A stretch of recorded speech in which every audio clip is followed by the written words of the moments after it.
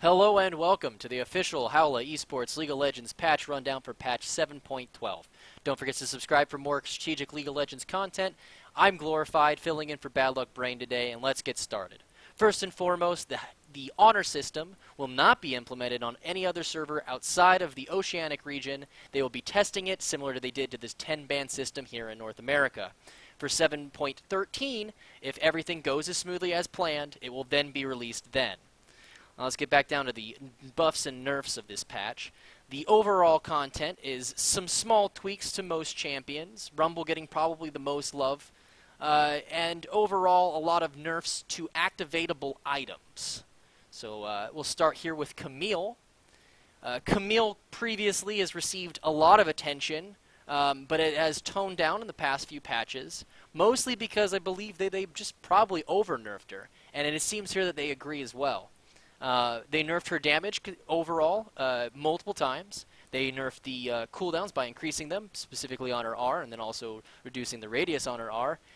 And she still was too dominant until they actually had to really take the hatchet to her. These are going to be reverting some of those changes. Instead of having a little bit less window time for her trades to be effective, she's going to have even less time now. And her Q is going to be increased for her second hit damage, which is just a nice little bonus.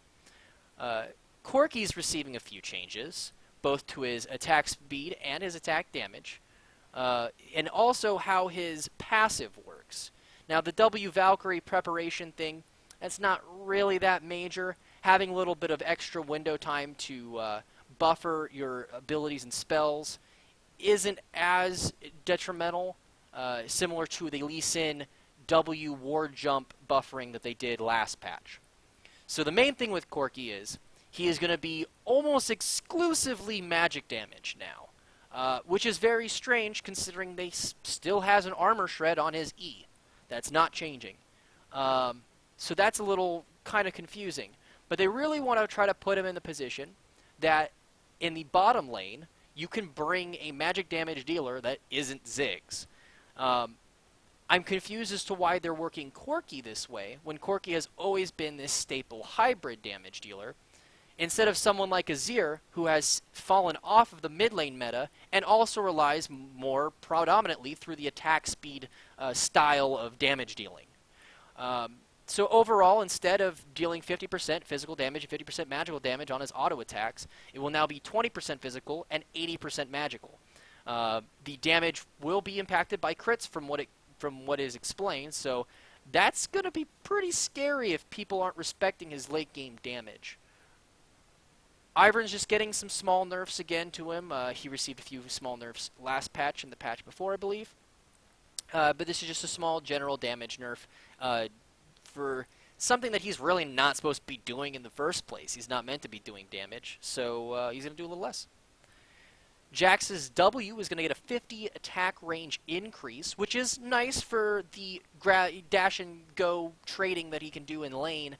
But overall, if he's not able to stick to a target to really keep going, 50 extra range isn't really going to get him there anyways. So it's not that significant of a change.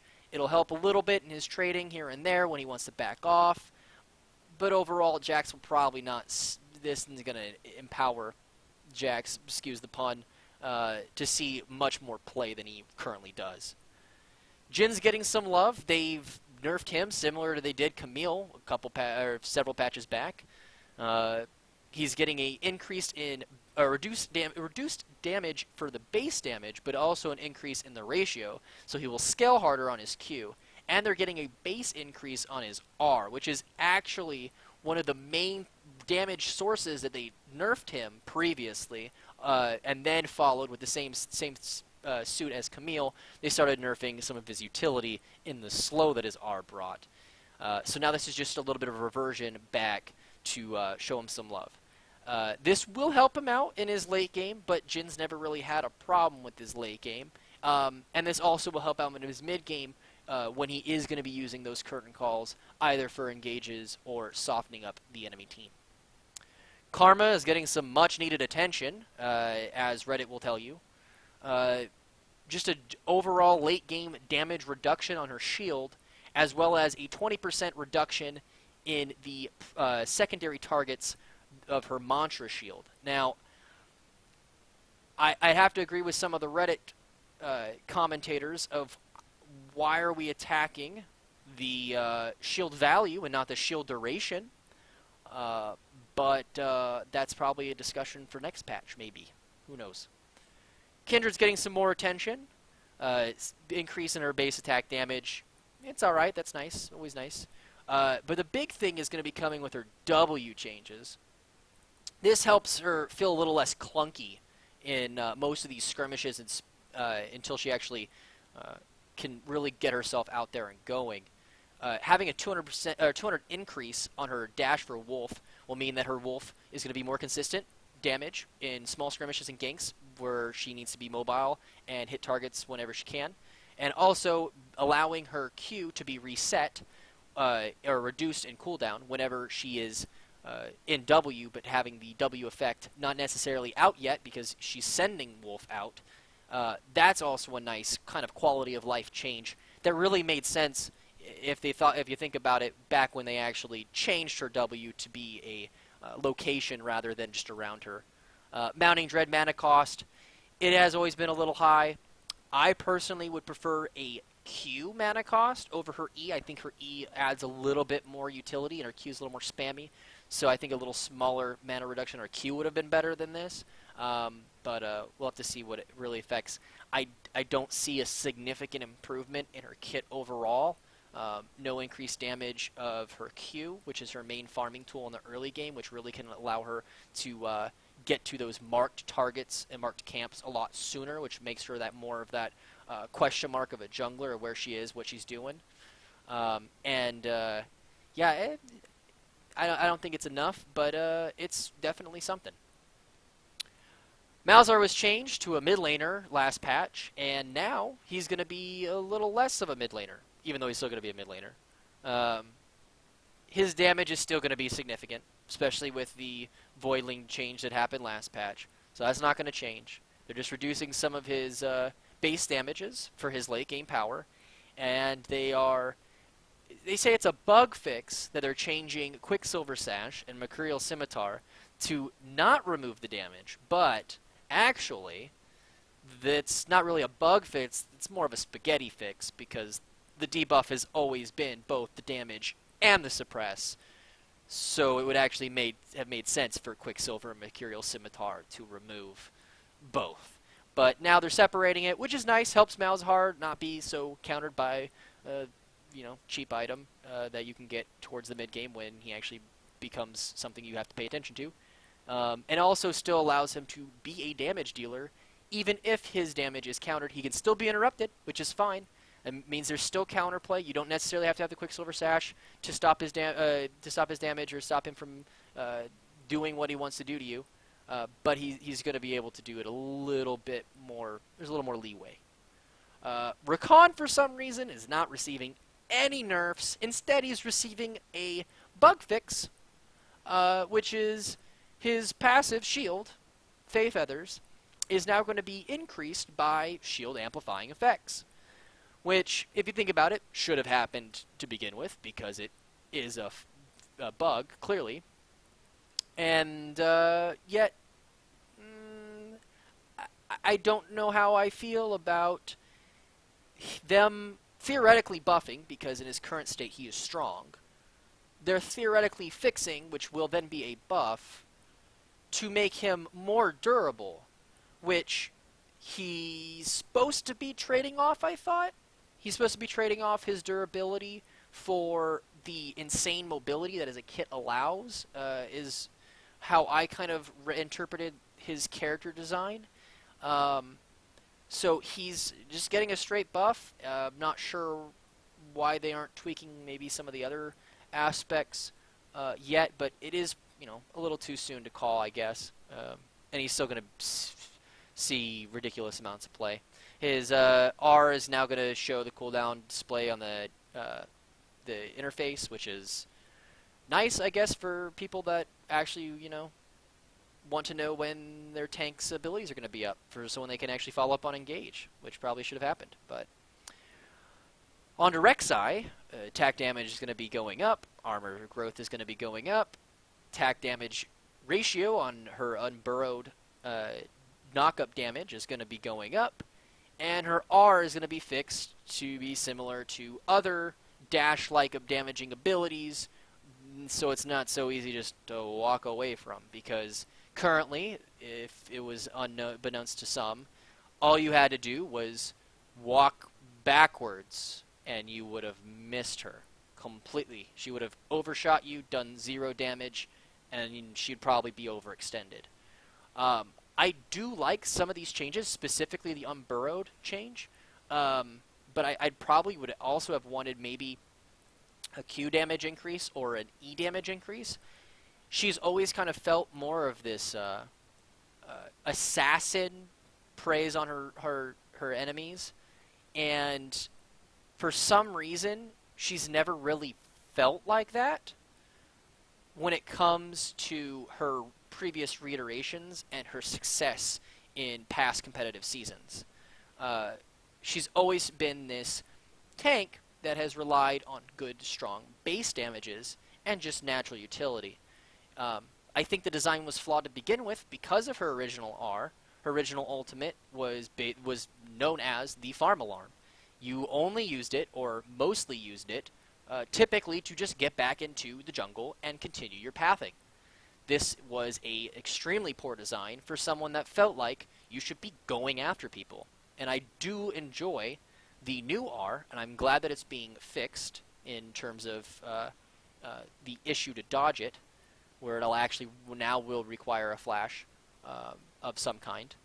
And then they're also increasing her damage. So hopefully, my hope to see for Rek'Sai, and I think that she needs a little bit more attention, similar to Kindred in this situation, that she will get a little bit more scaling up and not base damages, and hopefully that will mean she'll prioritize building AD more than instead of tank to rely on base damage stats and values, where she can then transition into being more of a bruiser jungle and damage in the early game, and a backline diver that I feel like was supposed to be all along.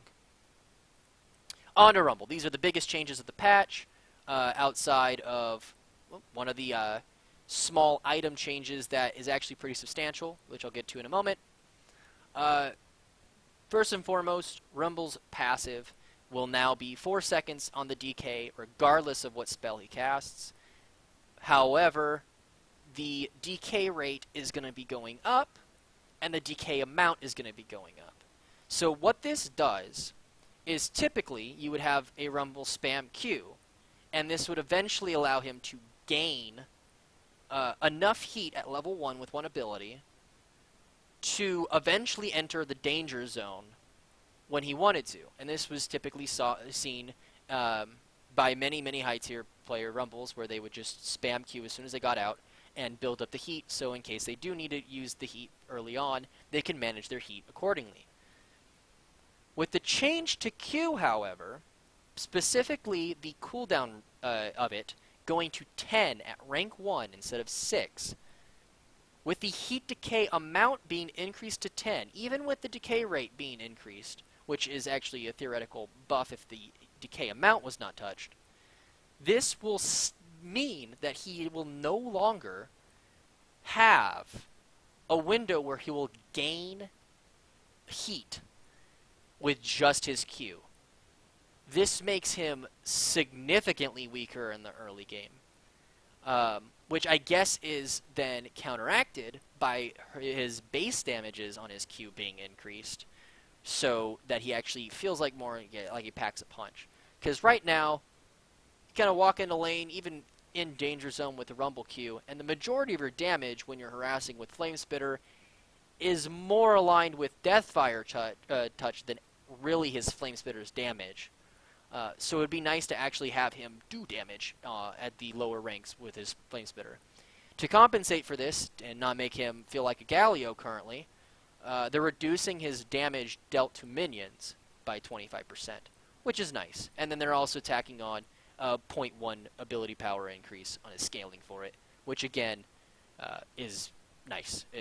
That's just overall a ridiculous buff to Rumble's both early game and late game with the small addition to his AP power ratio increase. Scrap Shield is apparently getting the aforementioned needed Karma nerf and is instead going to be 1.5 seconds long. The base shield is going to be going up, however, which is, again, just another buff. Kind of confused as why Rumble's really receiving all this attention. He's been picked. Maybe, hopefully, he'll be picked more now as a actual wave clearer bruiser, I guess, instead of Galio. Who knows? Electro Harpoon is going to be getting a base increase and a slow increase, which is overall all good. Xayah. Okay.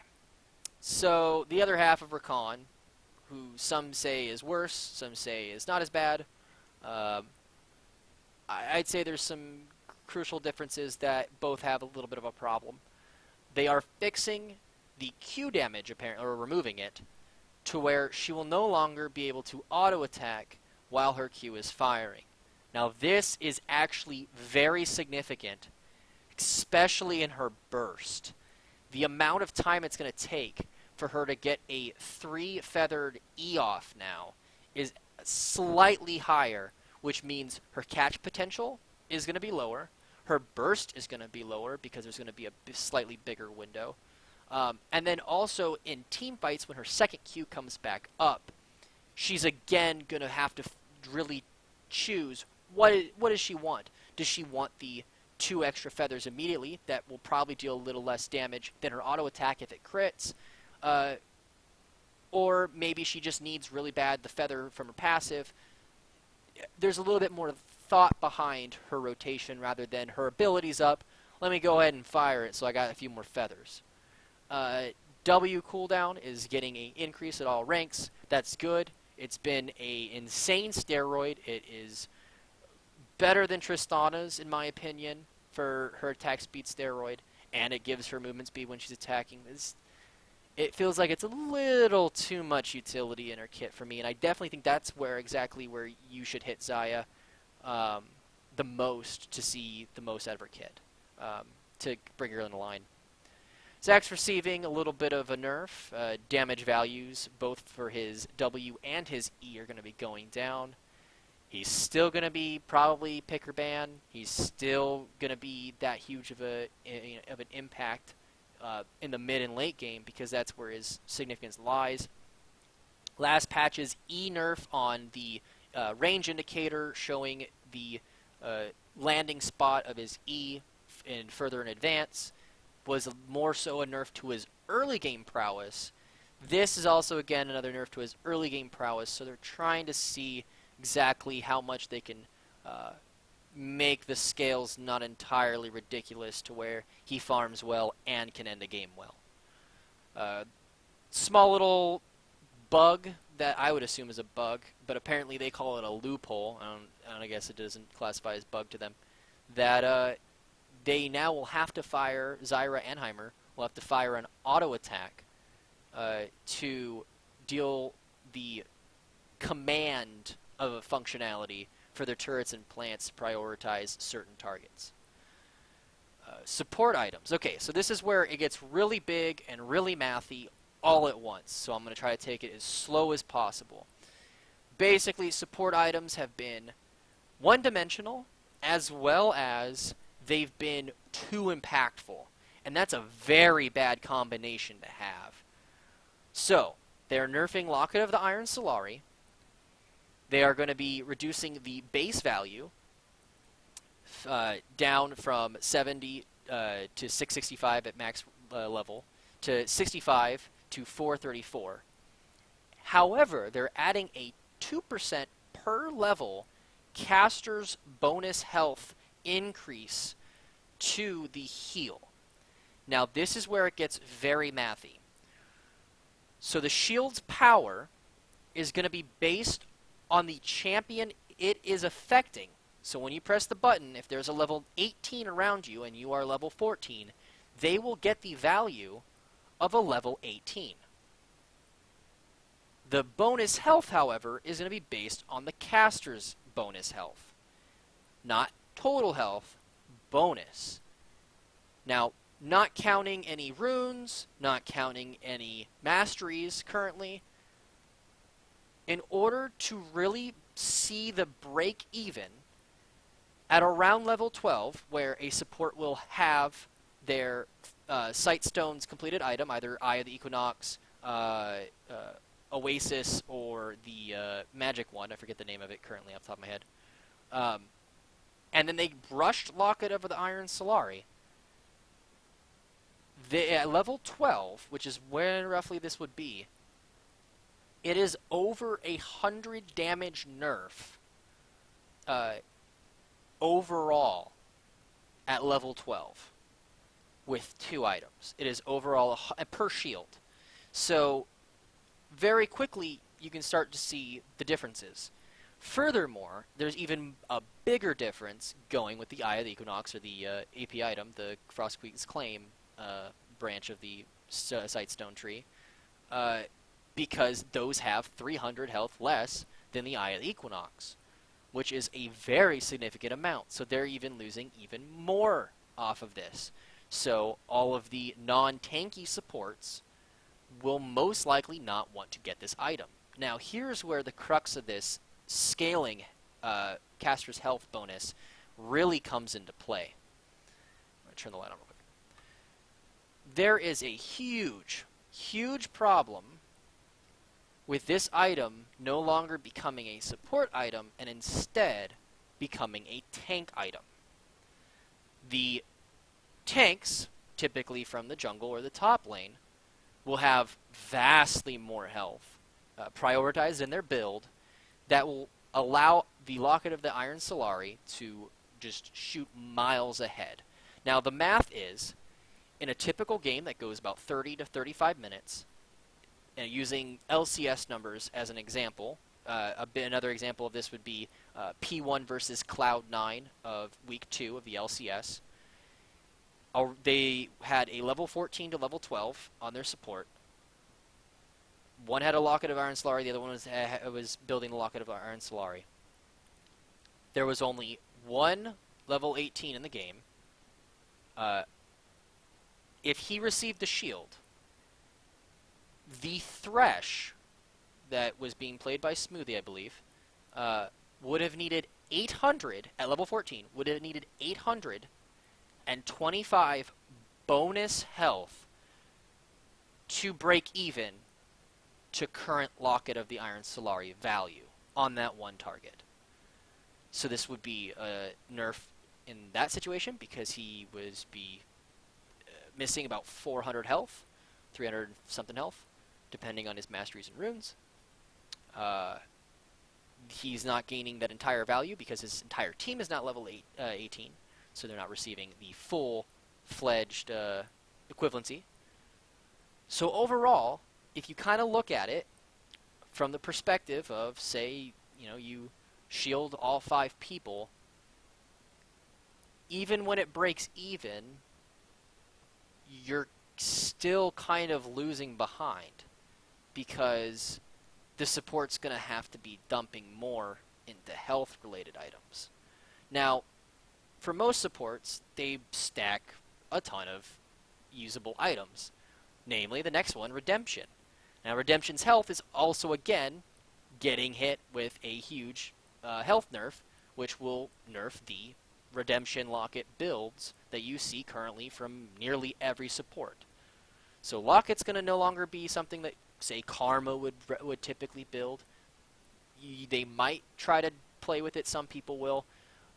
But if you have a tank, most likely the gold investment of having a Locket on your team is going to be better through a full-fledged tank to get the value of the caster bonus for the bonus health. Redemption is then going to be flipped around to more of the healing side of things. So, base mana regen increase, which is nice for most supports. Base health regeneration reduction, not necessarily a big deal. The heal is getting nerfed. Again, another decent-sized nerf. However, Redemption's heal amount is going to be affected 3 times the amount provided by heal and shield power amplifications. This still, mathematically, unless the new rune system changes happen, new mastery system changes really shake up how healing increases happen, this will still be a significant nerf. The triple amplification will not make up for the cut in the base heal. It just won't.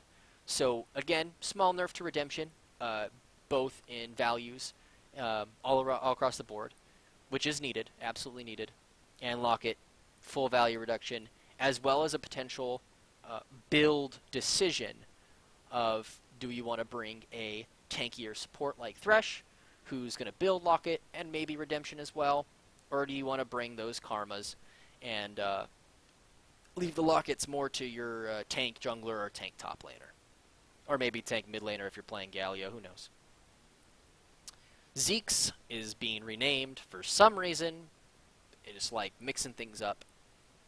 But the changes to him outside of that is pretty significant. Its build path is being completely reverted. Its build cost is going to be going up. But it's receiving some substantial benefits for its cost value going up. First and foremost, the Glacial Shroud Aegis combo for build path is very, very good to build the pieces for. Getting an Aegis of the Legion online is always a nice feeling, and getting a Glacial Shroud for the early cooldown reduction in armor and mana, that's nice. I'll take that, sure. Armor's going up. It's going to have some magic resist, so it's going to be a little bit of a hybrid defensive item. It's going to still retain its cooldown reduction. It's still going to have its mana. However, the biggest change to this, outside of the build pathing being a little more enjoyable for tanks, the passive instead is going to be casting your ultimate near an ally surrounds you with a frost storm that ignites your ally's basic attacks for 10 seconds on a 45-second internal cooldown. Enemies inside your frost storm are slowed by 20%, and your allies burn their target for 50% of the bonus magic damage over 2 seconds. For the wielder of this, basic attacking a burning enemy from whoever you're attached to will increase will increase your damage output and ignite a firestorm to deal 40 magic damage per second, and increasing the slow, or making the slow 40% for 3 seconds. That is very, very significant. This item, for most tanks, is probably going to be the new hottest thing. It's got a very good build path. It's got armor. It's got magic resist. It's got cooldown reduction, which is the stat every tank should prioritize. And it's got a little bit of mana to boot. But this new passive is so good for small skirmishes and team fights alike. I kind of feel like they're going to have to nerf a little bit of the damage. 50% bonus magic damage over 2 seconds when they hit. That's actually quite a bit if you're talking about a late game ADC. And then you dealing an increase slow. I'm not sure if it's an increase or if it's just 40%. Either way, that's a free 40% slow for a tank that will have other forms of crowd control. That just feels like it's giving too much to people that already have enough in this given scenario of CC. So this item, I assume next patch, or maybe the patch after, we'll see some small tweaks, maybe to the armor value, maybe to the cost increase. I think 2,400 for this item is pretty low overall, so maybe that'll be the change. Maybe they will reduce the damage from the 2 unique passives. The last little bit there is you can't be rebound while it's on the 45-second cooldown, which is negligible because outside of that, it's not a big deal. Athene's a Holy Grail. Ability power down with a compensation towards the end. Base mana regen up. Cooldown reduction down. The heal on the mitigated damage, pre-mitigated damage, is going to be going up by 5%. And it no longer grants 25% base health regen for every 25% base mana regen. Now, the removed passive Harmony, it was negligible. It was 100% not needed on the item. When the item switched over to more of a supporty style of item for casters, it wasn't the driving factor of why people bought it.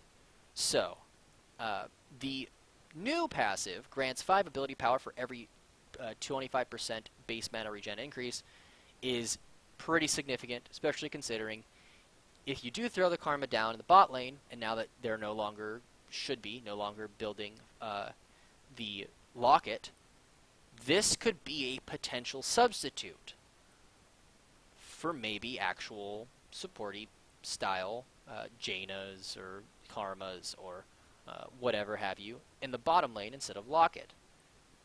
And it gives them a little bit of love. And all those support items come with such a huge base mana regen. It just comes with such a significant amount of base mana regen. Like nearly every single one of those items. Coin, Frostfang, like that whole 100% increases, 125% increases all around. This just is a nice bonus on top of that. Banner of Command. So again, they're changing it. Changing the build path. Instead of it going to be Aegis Legion and Glacial Shroud, which is now going to be taken over by the new Zekes, this is going to instead be the Aegis Legion and Raptor Cloak. It is no longer going to grant 400 mana because of this. It's going to instead have health regen, and it's going to have the Point Runner passive, where they get bonus movement speed around turrets or void gates. This is overall, it makes sense. As I said, it makes sense for a siege theme item, and it does. Overall, I still don't think it's going to be picked. In competitive play, there might be some fringe cases of going against like a significant amount of AP comps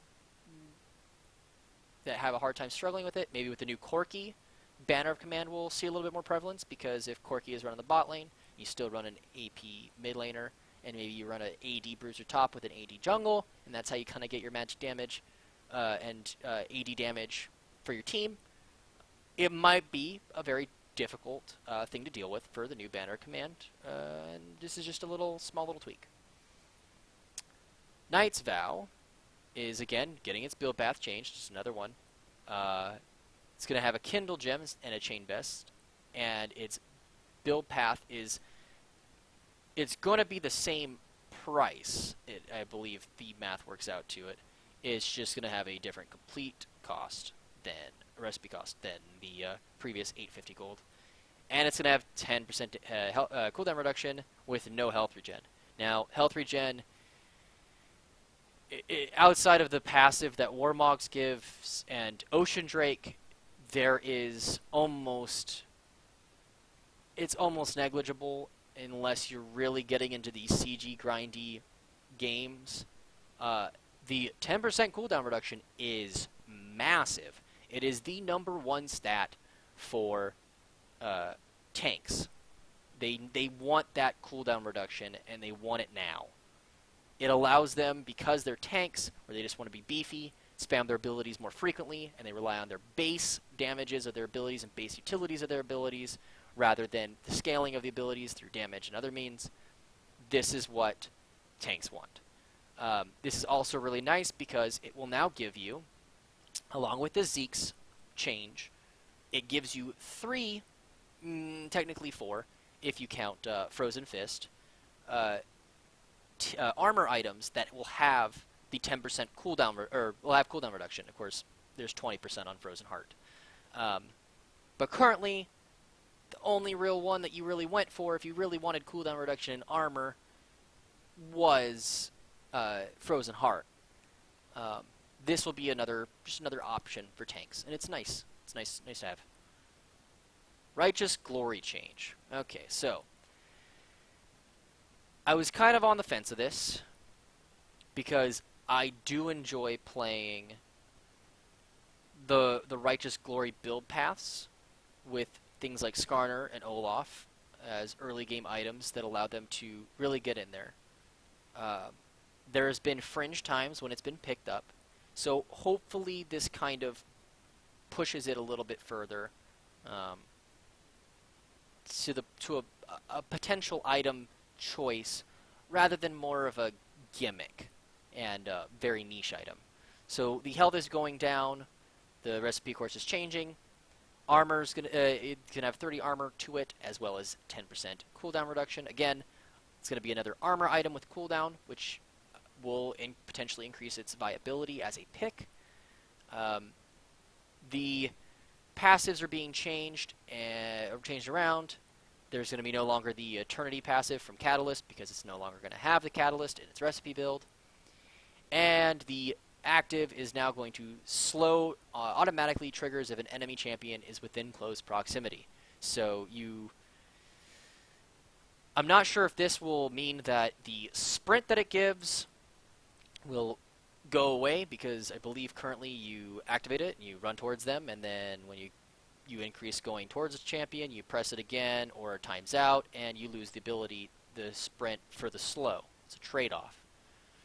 So I don't know if this is if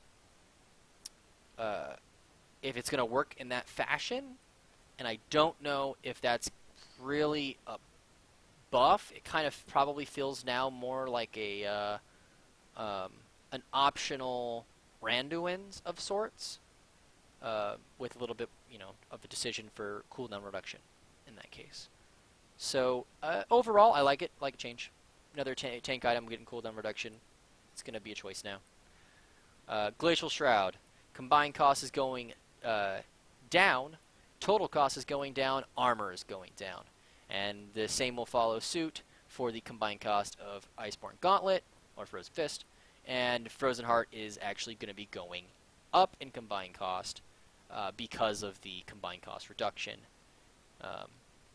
from the Glacial Shroud. Now, this actually is very significant, especially in the early game phases.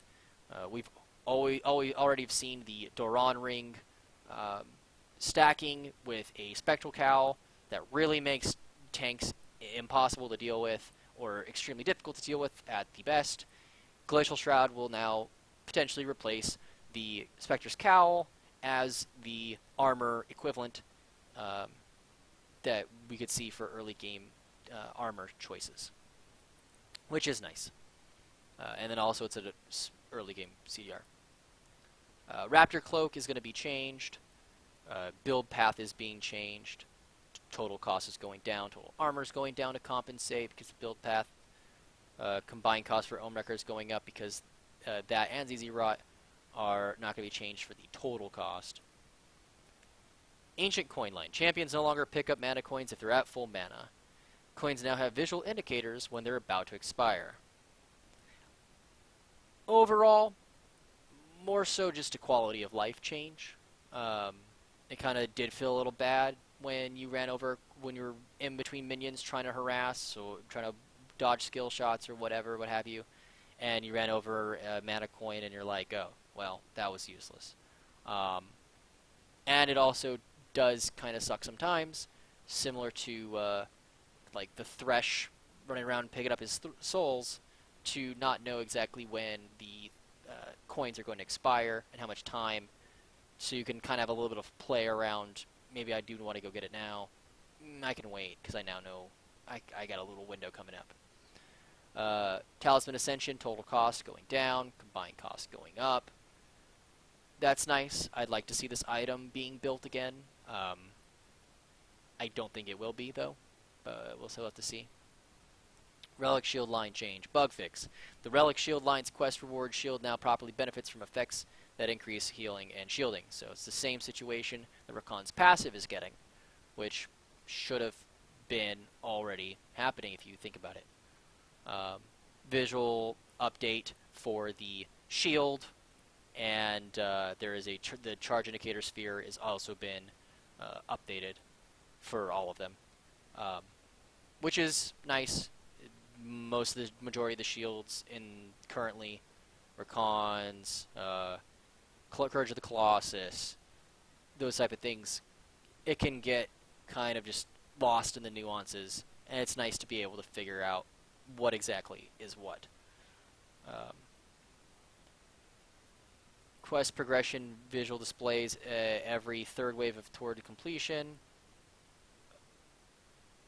Just quality of life, small display changes, nothing ridiculous. All right, now this is probably the second biggest change outside of, well, probably third. And I'll rate it that way because I think the Locket change is significant because it mixes up a lot of the choices in support, and I believe the Rumble buffs are absolutely nuts as someone that likes Rumble. Doran Ring. The mana return when killing minions is now unique. Now the question will become, will tanks still stack them for the base stats? I don't think so. This is kind of what we saw with Seal. Dark Seal. Dark Seal was the go-to stackable item. It got a little bit of a nerf, and it really made people not want to stack the item anymore. This will follow suit probably in the same situation. It kind of sucks that this has to be the nerf that Galio receives. I think Galio's base damage on his Q should have been lowered before this thing. Granted, I don't believe that the Doran Ring stacking meta that we have been in was necessarily healthy for the game either. So this, along with the Glacial Shroud changes, will be nice to see. We'll have an actual build path in the top lane outside of stack Doran Rings into Spectral Cal into whatever the heck you need, which is nice. Doran Shield. Cost is going up, so you'll no longer have potions. Or you'll have one potion. That's pretty decent of a nerf, I think. But it's not changing the fact that Doran Shield against the vast majority of lane opponents in the bottom lane makes their harass negligible. So, it's not necessarily going to change the fact that Doran Shield is an item in the bot lane. It shouldn't change its consistency. The only thing that's going to change is people can't play as reckless as they were with the extra potion. Refillable potion, change of the icon, wow. End of game stats. Added crowd control score. That's nice for tanks. That's nice for supports. It's kind of here and there for everyone else that has CC's abilities here and there. It's just nice to be recognized, I guess. Game mode being rotated is whatever the new next fun thing is. Chat with friends. A more unread bar will appear if you've got unread messages. Higher up, further down in your friends list, click the bar to automatically scroll to the message notification. And this can be toggled off for the via the chat and friends tab. Again, this client has been an issue for a while, and it's just a quality of life change, which is nice. Summer level progression, so you can easily level up for curve in a more consistent manner, which is nice for people. Bug fixes. Okay, so I'm going to quickly just go over them. Aria's and Rakan's charms no longer make them walk in the wrong direction. This was obnoxious. There was a lot of particular solo queue games where I've lost picks because my Ari's charm made them path backwards, so that's nice. Play the Rune King on effect no longer applies the stack of Black Cleaver. Believe it does magic damage, so I don't know why it would do that in the first place, unless when they changed it that it started doing physical damage. Could be wrong. Fix a bug where the Gargoyle's Stoneplate metallicized self-damage reduction was applied twice to Corki's base attacks. That's interesting, I guess, because it's magic and attack damage values. Lyssandra's R, Frozen Tome, will no longer fizzles if Spell Shield affecting her, which is nice. Shaco's W, Jack in the Box, now correctly reveals itself from Brush or Fog of War when triggered. That's always good. You can now actually kill the box when it's in a bush when you face check it, instead of wandering around and then having to walk aimlessly into the bush to kill it. Which also theoretically would mean that because it's revealing itself, that you would get small vision inside of the bush or Fog of War, which means you could then potentially see things like a Pink Ward next to it, or the Shaco that's there, waiting for you, if he's not deceived already. Heimerdinger's E will now properly charge nearby turrets, beams, attacks, even if it kills an enemy. Just nice. Fixed bug where some languages, Syndra's R, contained an information that was in an in-testing mechanic that was never released. Okay. Tom Kench can no longer devour the summoned Herald Rift. That's interesting. Didn't know about that. Fix a bug where preventing the Summoner Rift Herald from being smited. Okay. I never experienced that bug, so that's interesting. Kali can now properly proc Q bonus damage, energy restored against the Rift Herald. Ping and Rift Herald will no longer produce a debug string of chat. There's some more small little buffets. Bissell's Mask Aura range indicator now represents the actual range. Echo's Q affects too large of an area in return when Echo is dead, so it now will return properly. Now properly applies his passive on the return when Echo is dead. That's pretty bad. There's actually been a few kills that I've seen that have been missed because of that. Pulse fires Caitlyn's quote for killing Gnar, no longer heard by everyone on the map. Again, just small little bug fixes. Fix a bug where Pulse fire Caitlyn could be covered in a blue overlay the rest of the match. Polymorph by Lulu's W while in combat. That sounds like the most obnoxious thing ever. Fix a bug where Lulu could get the same blue overlay by casting W on an enemy affected by the Squirtle Snap Trap. Again, that sounds like obnoxious as all heck. Fix a bug where cosmetics of all body parts visually reverted back to base form after Lulu's W. Fix a bug where Forbidden Jace's recall audio desynced. Jace's Bright Hammer now correctly plays the electric buzz sound effect for the spawning and despawning of Acceleration Gate. A tail end of DJ Sona's recall sound effect now plays consistently. Project E's death visual effects now correctly played during his death animation. Syndra's classic Queen of Diamonds sphere popping sound effects now correctly played during her death animation. High Noon Yasuo now correctly shouts his voiceover when casting his E.